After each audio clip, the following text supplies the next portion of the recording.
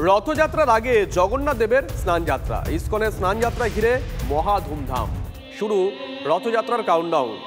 সেই ছবি আমরা দেখাচ্ছি TV9 বাংলার পর্দায়।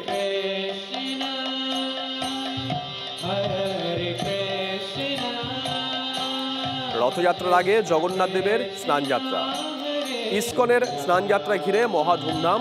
শুরু হয়ে গেল রথযাত্রার কাউন্টডাউন।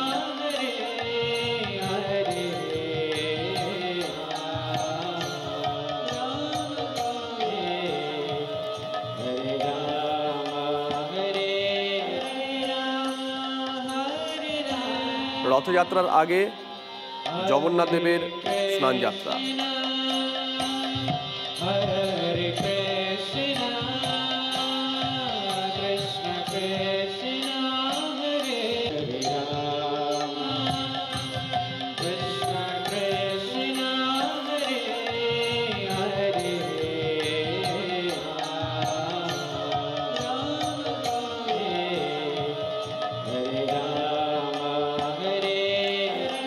কৌস্তবের সঙ্গে আমরা আবারও যোগাযোগ করতে পেরেছি। কৌস্তব, ছবি দেখছি আমরা, ছবি দেখতে দেখতেই কথা বলি।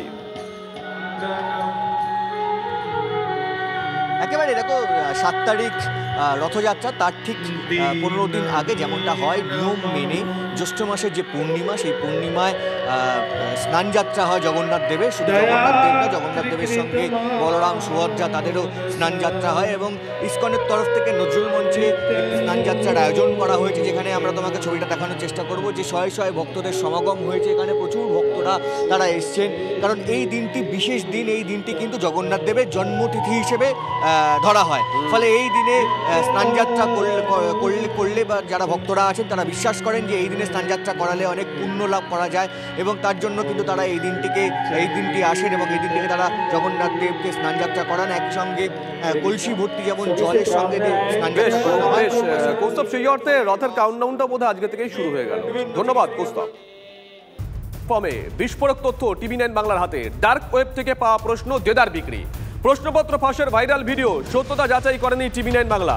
মেসেজিং প্ল্যাটফর্মে নম্বর বাড়িয়ে দিতে 1.5 লক্ষ টাকা দাবি।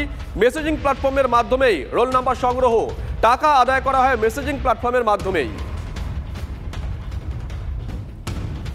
ডার্ক ওয়েবে ক্রিপ্টোকারেন্সির মাধ্যমে পরীক্ষার প্রশ্নপত্র ফাঁস এবং তারপর তা মেসেজিং প্ল্যাটফর্ম অর্থাৎ টেলিগ্রাম জাতীয় প্ল্যাটফর্মে বিক্রি। এবং সেই বিক্রির জন্য ইউজিসি নেট পেপার লিক 2024 নামে খোলা হয়েছিল একটি চ্যানেল, যে চ্যানেল থেকে পয়সার বিনিময়ে বিক্রি করা হয়েছে ইউজিসি নেটের প্রশ্নপত্র। এবং সেই মুহূর্তের স্ক্রিনশট ইতিমধ্যেই ভাইরাল, যে ভিডিও প্রকাশ্যে আসছে এবং সেখান থেকে পরিষ্কার জানা যাচ্ছে টাকার বিনিময়ে কিন্তু নেট পরীক্ষার প্রশ্নপত্র বিক্রি হয়েছে। অন্তত দাবি তেমনটাই, যদিও এই ভিডিওর সত্যতা আমরা যাচাই করিনি। এই টেলিগ্রাম গ্রুপের অংশ হিসেবে আমাদের পরিচিত কেউ ছিলেন না। ভাইরাল ভিডিওতে যা জানা যাচ্ছে সেখান থেকে স্পষ্ট যে নেটের প্রশ্ন টেলিগ্রামেই বিক্রি হয়েছে। ক্যামেরায় কুনালের সঙ্গে সুমন, TV9 বাংলা, কলকাতা।